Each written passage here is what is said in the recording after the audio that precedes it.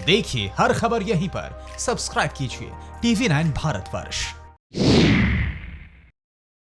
देखिए, जब ये कोरोना का संक्रमण देश में फैला और इसने एक मात्रा तक गंभीरता ग्रहण की, तो शुरुआती दौर में ही प्रधानमंत्री जी ने, अगर मैं स्वास्थ्य के क्षेत्र की केवल बात करूं, तो 15,000 करोड़ रुपए का जो है उन्होंने हम लोगों को तुरंत सहायता उपलब्ध कराई।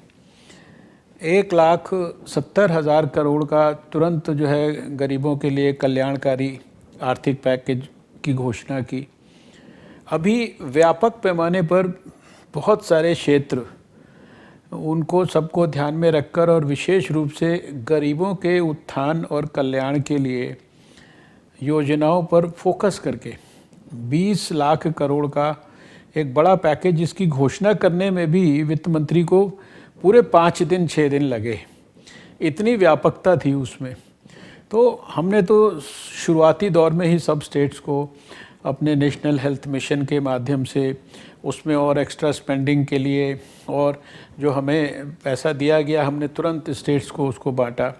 जितने प्रकार की चीज़ें हम यहाँ से दे सकते थे, कोई पीपीई किट्स हैं, कोई N95 मास्क हैं, कोई वेंटिलेटर्स हैं, सभी चीज़ों के लिए। और फिर सारी की सारी देश में लेबॉर्ट्रीज़ एस्टैब्लिश करने से लेकर उनके लिए जो टेस्टिंग किट्स हैं, ये सारी की सारी हमने व्यवस्थाएं की है। आपने प्रश्न किया श्रमिकों के बारे में, तो इसमें कोई दो मत नहीं कि जैसे जैसे सब श्रमिक अपने अपने गांव में वापस लौट रहे हैं, तो स्वाभाविक है कि ये उन इलाकों में से गए हैं जहां बहुत ज़्यादा भीड़ भाड़ है, शहरों के कंजेस्टेड इलाकों में रहते थे, जहां शायद सोशल डिस्टेंसिंग इत्यादि को पूरी तरह से फॉलो करना कठिन था। तो उसमें से स्वाभाविक है कि कुछ लोग जो है उसके अंदर से इन्फेक्टेड भी हो सकते हैं।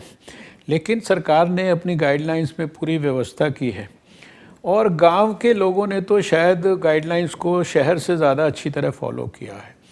तो गांव में भी क्वारंटाइन की व्यवस्था उनके लिए की गई है, गांव वाले भी उसको सहयोग कर रहे हैं उस व्यवस्था को।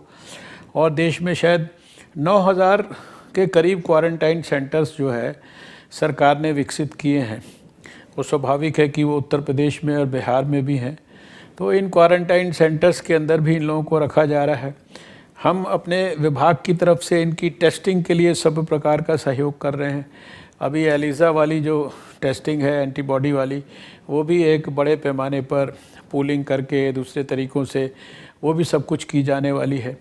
और जो जो पॉजिटिव आ रहे हैं उनको आइसोलेशन करना, उनको क्वारंटाइन करना।